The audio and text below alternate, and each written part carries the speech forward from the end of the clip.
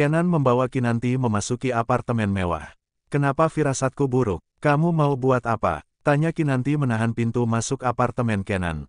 Kenan menarik pinggang Kinanti dan mengangkatnya sehingga kaki Kinanti bisa berayun. Ken, turunkan aku, geram Kinanti dengan kesal. Kenan membawa Kinanti masuk ke apartemennya. Kinanti berusaha mengelak karena ia merasa Kenan punya maksud tersembunyi membawanya masuk ke apartemen mewah itu dan kedap suara. Ken, lepas, pinta Kinanti dengan nada cukup keras. Kinanti memukul punggung Kenan tapi tidak ada efeknya sama sekali bagi Kenan, beberapa kali juga meninjunya tidak ada respon sama sekali. Kinanti seperti berbicara pada robot yang sulit dikalahkan juga tidak punya rasa sakit. Kenan menurunkan Kinanti atas ranjangnya lalu dengan cepat Kinanti bangun dan berdiri dari tempatnya sehingga Kenan sedikit mendongak melihat Kinanti. Kenan, apa yang kau lakukan? Tanya Kinanti dengan waspada. Kenan memiringkan pandangannya, kau takut. Bukankah kau yang bilang aku tidak normal? Senyum miring Kenan.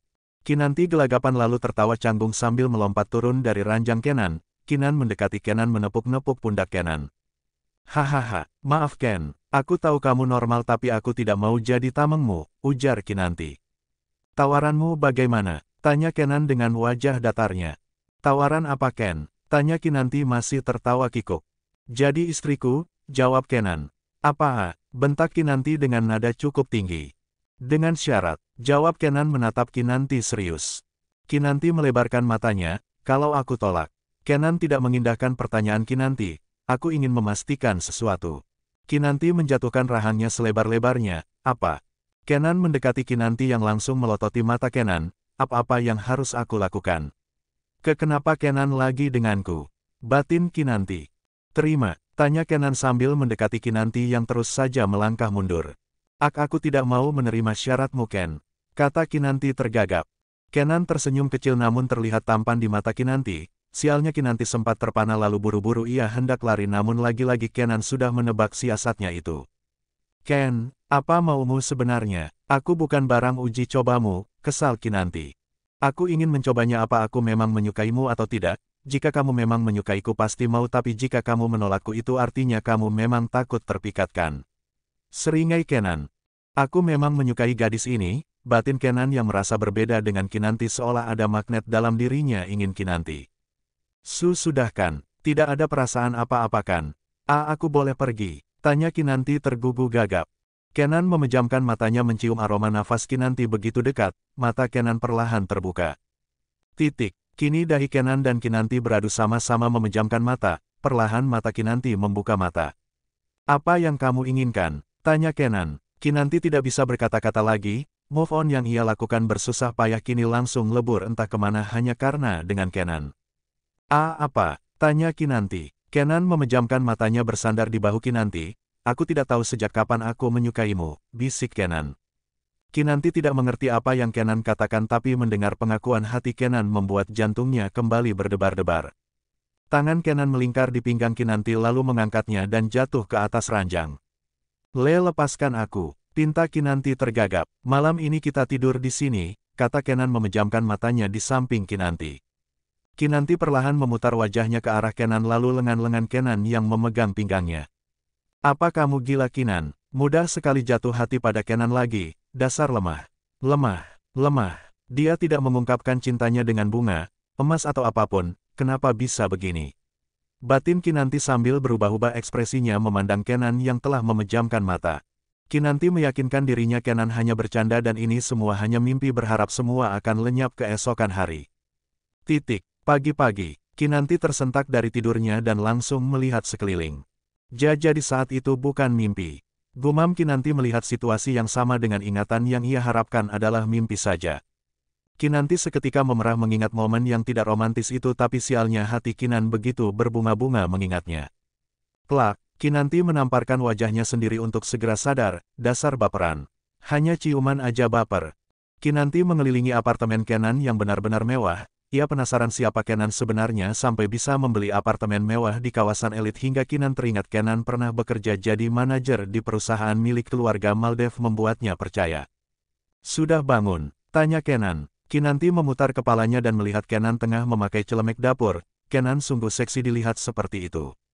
Kamu buat apa? Tanya Kinanti. Sarapan. Ajak Kenan menarik lengan Kinanti serta menuntunnya ke dapur. Kinan pun sarapan bersama Kenan lalu berangkat ke tempat kerja. Kenan membawa Kinanti ke toko pakaian dan berganti baju. Dengan santainya Kenan menanyakan tempat tinggal ibunya Kinanti. Dalam mobil, kenapa dengan alamat tempat tinggal mamaku? Kita harus bekerja, bantah Kinanti. Kenan mengambil ponsel Kinanti yang sedang asik memainkannya. Kinanti berusaha merebut ponselnya lagi. Dengan tenang Kenan menjauhi jangkauan tangan Kinanti dan menghubungi mamanya Kinanti.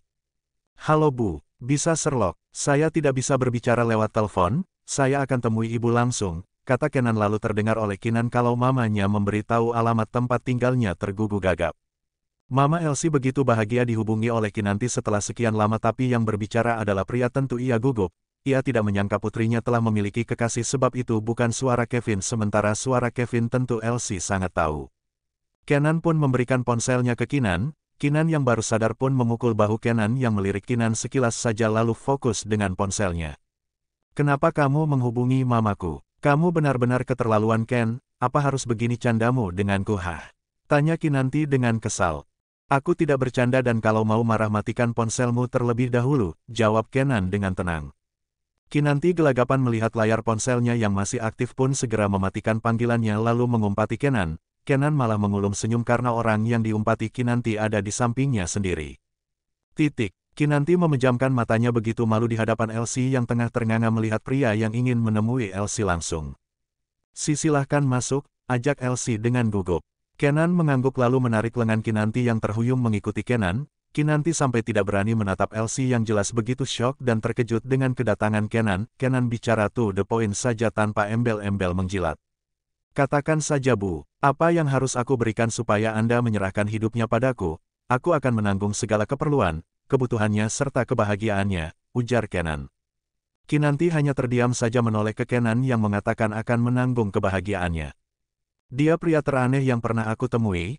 Hanya karena dia jadi begini, batin Kinanti yang tidak mengerti. Tunggu, Mama bukannya tidak merestui kalian tapi Mama penasaran kenapa tiba-tiba Nak Kenan datang melamar Kinan. Apa Kinanti hamil? Nak Kenan melakukan apa? Cecar Elsie. Mama bukan orang yang berpikiran terlalu sempit tapi bagaimanapun Kinanti adalah putri Mama. Mama berhak tahu apa yang terjadi hingga kalian memutuskan untuk menikah, sambung Elsie lagi. Kenan menyunggingkan senyum tipisnya, Ma. Iya, jawab Elsie dengan gugup mendapatkan anak lain yang memanggilnya Mama. Aku bukan pria yang romantis tapi aku tidak mau merusak putrimu. Apa kata orang jika aku berlama-lama pacaran dengannya? Lebih baik aku menikahinya dengan begitu apapun yang akan kami lakukan tidak akan merusak nama baiknya. Kata-kata Kenan membuat Kinanti terpana segera ia menggeleng kepala. Apa maksudmu Ken? Kamu sedang mengejekku ya? Perempuan terhormat harus diperlakukan dengan hormat juga bukan? Kata Kenan lagi melihat ke arah Kinan sekali lalu beralih ke Elsie. Jantung Kinanti berdebar-debar tidak karuan, perempuan terhormat. Apa dia menganggapku perempuan terhormat selama ini? Batin Kinanti. Elsie pun mengangguk, baiklah. Kalau boleh saya tahu apa pekerjaan Anda? Saat ini aku tidak bisa menjelaskan pekerjaanku, apa tidak lebih baik kedua orang tuaku bertemu dengannya? Lalu dengan Mama, tanya Kenan. Kenan sudah memantapkan hatinya untuk menikahi Kinanti. Perasaannya tidak terlalu dalam tapi jelas ia terpikat dengan Kinanti. Kenan bukan pria yang menginginkan sesuatu tapi tidak menjadikan itu miliknya sebab nanti bisa saja direbut orang lain jika Kenan tidak membeli dan mengikatnya, maksudnya menikahi. Kinanti menjatuhkan rahangnya, Kenan kamu benar-benar sudah tidak waras, kata Kinanti.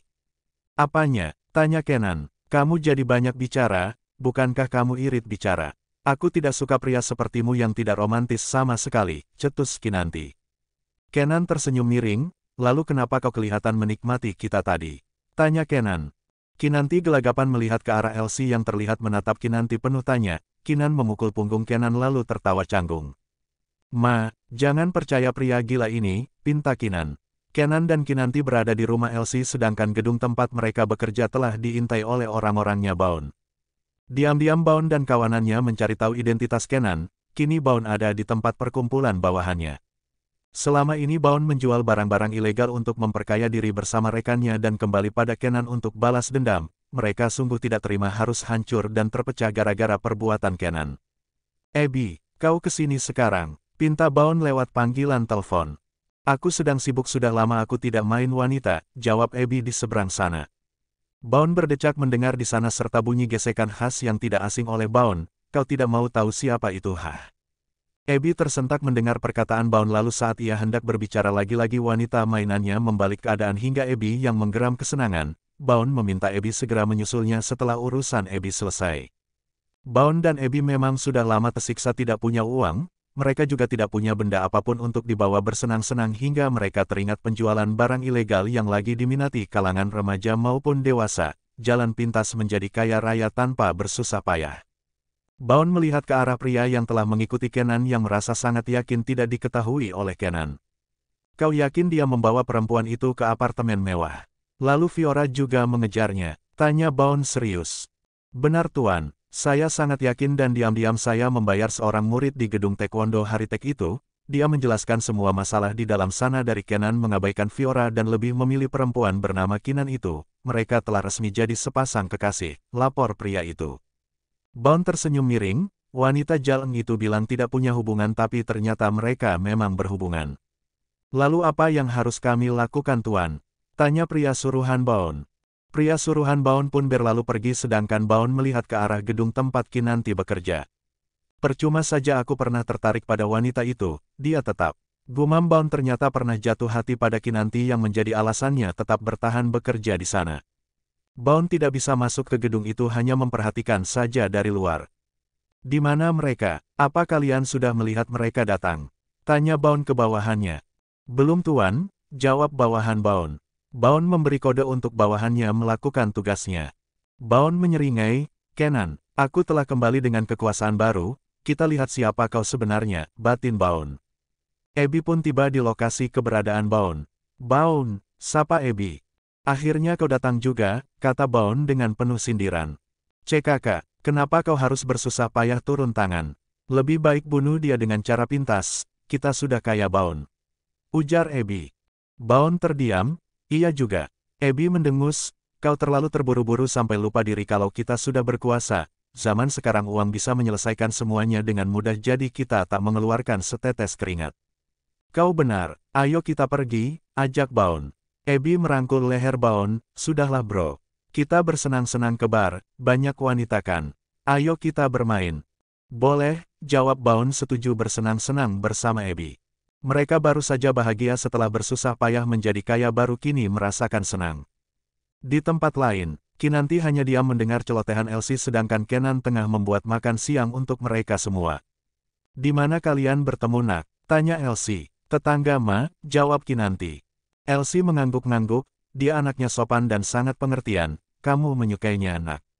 Enggak, jawab Kinanti cepat. Elsie terkekeh, jawabanmu yang cepat itu menandakan kalau kamu memang menyukainya, Mama tidak bisa kamu tipu nak. Kinanti terdiam memegang pipinya sendiri lalu beralih menatap Kenan yang sedang serius memasak, apa aku tidak benar-benar move on? Aku tidak bisa melupakannya, batin Kinanti keheranan. Pria seperti itu Mama langsung suka. Dia tidak berbasa-basi begitu mau temui Mama, tidak seperti kebanyakan tetangga Mama di sini dibuntingi dulu baru temui orang tua, kata Elsie. Ma, Kenan tidak seperti itu, bela Kinanti. Elsie tertawa dan Kinanti tersadar ia membela Kenan pun membuang muka.